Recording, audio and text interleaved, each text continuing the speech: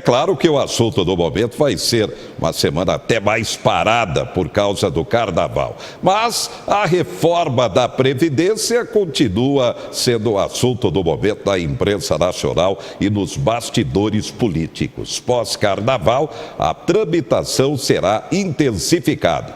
O ministro da Economia, Paulo Guedes, continua utilizando os meios de comunicação para justificar o projeto da reforma. Segundo ele, sem a reforma, a economia brasileira vai sentir duro reflexo e a Previdência vai quebrar. Vamos ouvir o ministro? A antiga Previdência se exauriu financeiramente. É uma fábrica de privilégios, arma de destruição em massa de empregos pela forma inadequada de financiamento, porque os encargos trabalhistas incidem sobre a folha de pagamentos. Então, para um brasileiro conseguir emprego, o outro fica desempregado. Os encargos chegam a dobrar o custo da mão de obra. É o imposto mais cruel que existe, que é sobre a mão de obra. Então, a geração de empregos fica completamente comprometida. De 96 milhões de brasileiros, que são a população economicamente ativa, são os brasileiros em idade de trabalhar, quase 100 milhões, 46 milhões não têm carteira de trabalho.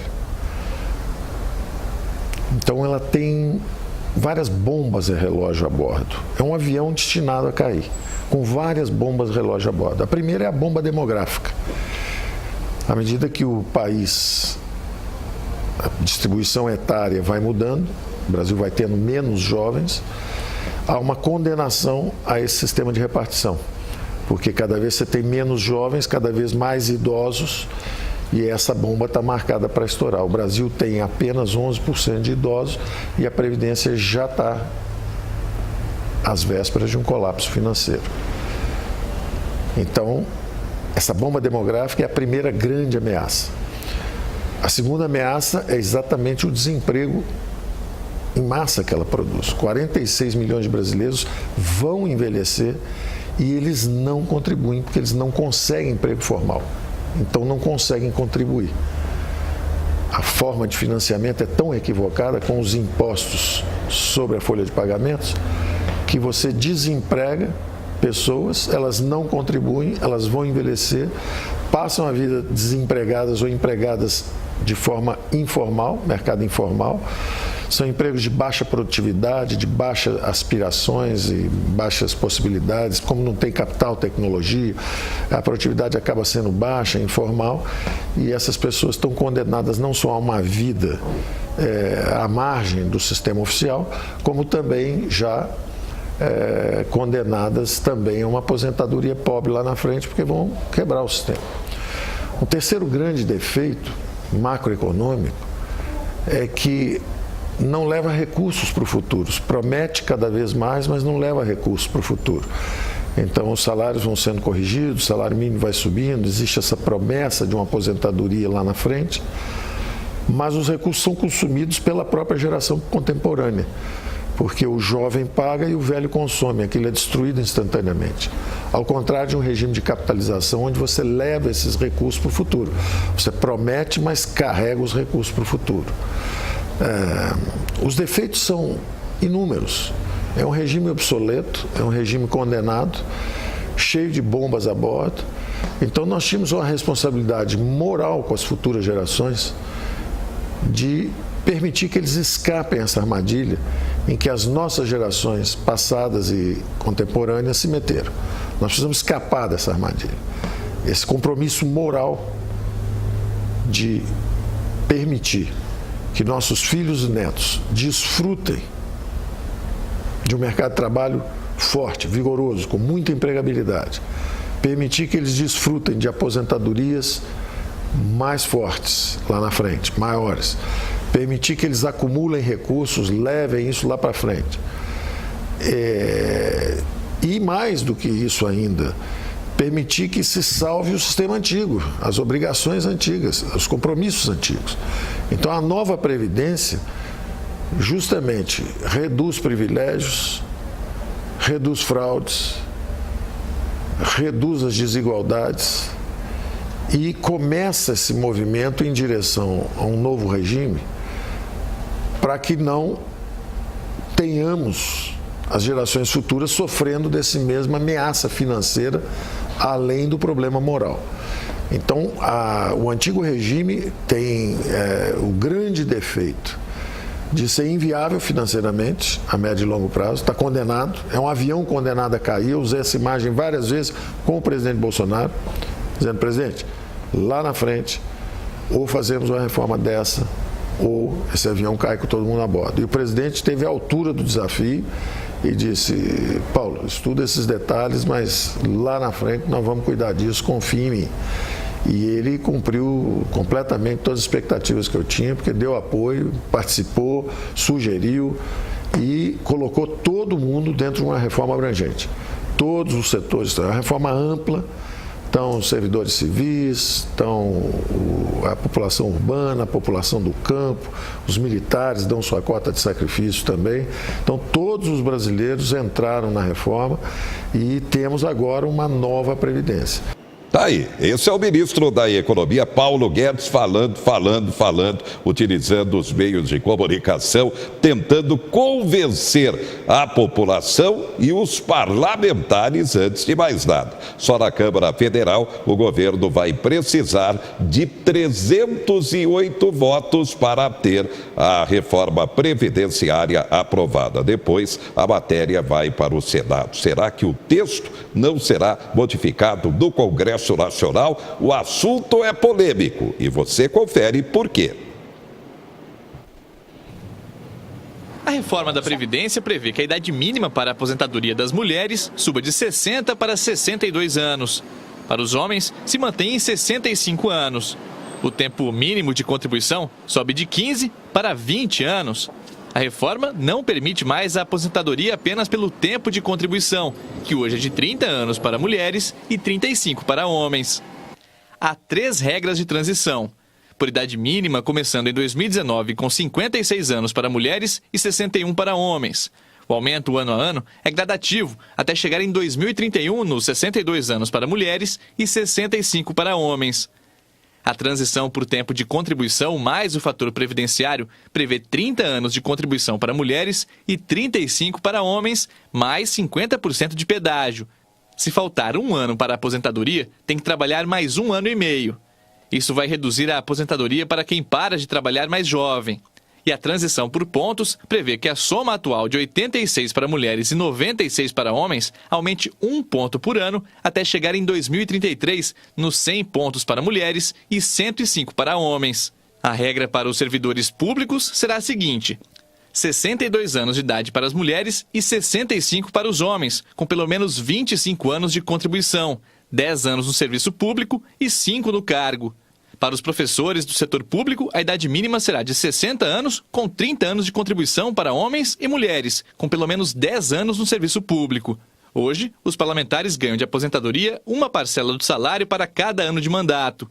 Isso significa que quem ficar 35 anos no parlamento e tiver 60 anos de idade, recebe o salário integral, R$ 33.800. Se a reforma for aprovada, os novos políticos receberão o teto do INSS, o mesmo que vale para todo trabalhador, quase R$ 6.000. Para quem já tem mandato, haverá uma regra de transição.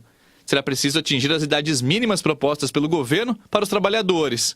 Eles terão ainda que pagar uma espécie de pedágio de 30% sobre o tempo de contribuição restante para se aposentarem. Todos os parlamentares vão para o regime geral dos novos e os atuais, aqueles que têm regimes especiais, como é o caso do Congresso, esse regime fica em extinção com essa regra de transição. Já está valendo para quem está no regime e não entra mais ninguém nesse regime. Vale para a União, estados e municípios. Na aposentadoria rural, a idade mínima será de 60 anos. O tempo mínimo de contribuição será diferente. Para policiais civis e federais, 25 anos para mulheres com 15 anos de carreira e 30 anos de contribuição para os homens com 20 anos de carreira. Para agentes penitenciários, o tempo mínimo é de 20 anos para homens e mulheres. A reforma da Previdência determina que os idosos mais pobres recebam um benefício assistencial de R$ 400 a partir dos 60 anos. Para receber um salário mínimo, a idade aumenta de 65 para 70 anos. Já os aposentados que continuarem trabalhando não receberão fundo de garantia e também não terão direito à multa de 40% na demissão sem justa causa. A reforma da Previdência aumenta a contribuição de quem tem salários maiores. Hoje, as alíquotas por faixa salarial variam de 8% a 11%. Com a reforma, vão de 7,5% a 11,68%. Respeitaremos as diferenças, mas não excluiremos ninguém. E com justiça, quem ganha mais contribuirá com mais. Quem ganha menos contribuirá com menos ainda. No pronunciamento em rede de TV e rádio feito ontem à noite, o presidente Jair Bolsonaro destacou o que considera ser o ponto alto da reforma apresentada ao Congresso. A nova Previdência será justa para todos, sem privilégios, ricos e pobres, servidores públicos, políticos ou trabalhadores privados. Todos seguirão as mesmas regras de idade e tempo de contribuição. Para este economista, a reforma da Previdência é necessária. A urgência do governo está em mandar um recado para o mercado. Este governo não é conivente com o rombo nas contas públicas, portanto, com o fim no Brasil.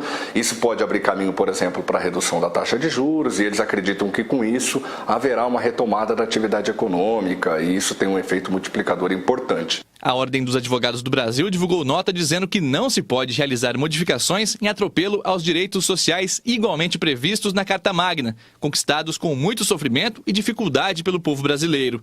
Para contribuir com o debate, convoca uma audiência pública no final de março. Na verdade, a proposta ela tem um cunho totalmente econômico. É preciso acertar as contas, não tenhamos dúvida, mas é importante que tenhamos um equilíbrio entre o econômico e o social. De que adianta eu ter uma regra para 65 anos para o homem, 62 anos para a mulher, e eu não tenho emprego, eu tenho um problema de empregabilidade. Hoje, as pessoas com 57, 58 anos que trabalham numa empresa, elas são demitidas, elas não têm emprego até 65 anos. Comentário realmente interessante. A população continua com dúvidas, por isso é obrigação dos meios de comunicação apresentar matérias sobre o que pode acontecer com a reforma previdenciária. Confira mais uma. Um sistema mais justo, onde todos contribuem. Para o governo federal, a proposta da nova Previdência busca retirar privilégios e regalias de grupos que por muitos anos foram favorecidos.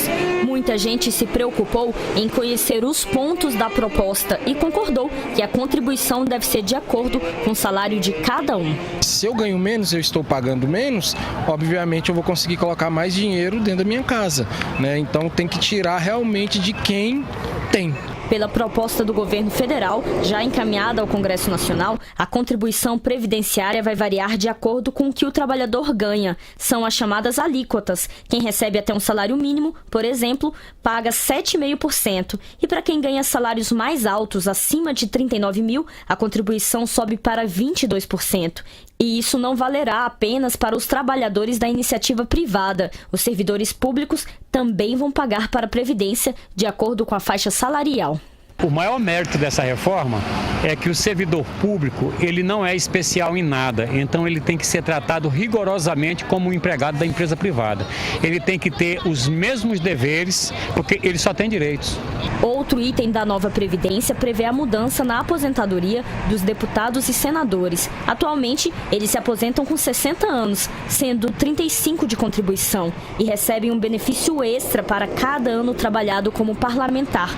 Com a nova proposta, os que ainda não foram eleitos estarão automaticamente dentro do regime geral de previdência. Já os parlamentares atuais entram numa regra de transição e só vão poder parar de trabalhar quando tiverem a mesma idade de aposentadoria dos demais brasileiros, 65 para homens e 62 para mulheres.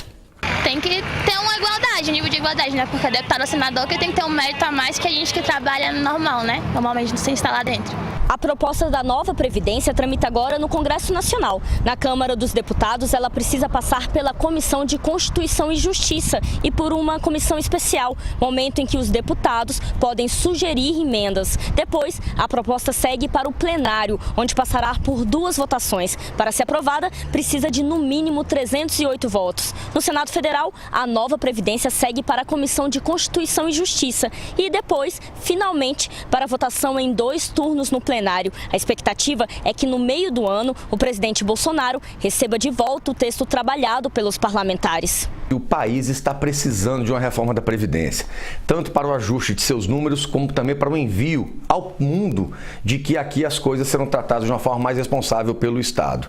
Eu sinto que é como se fosse um remédio amargo, ruim de tomar, mas que é para tratar um doente. E o doente é a Previdência, é o Estado brasileiro. Eu entendo que é indispensável que o Congresso trate este tema e a população com a devida importância. Esse assunto vai ser intensificado e o debate também. Vamos aguardar. Será que o governo consegue a aprovação até o fim do primeiro semestre? Daqui a pouco, Carnaval de Luto, morre Mestre Sabu. Ainda, Saúde lança campanha preventiva no Carnaval e também de estímulo à doação de sangue. Já, já.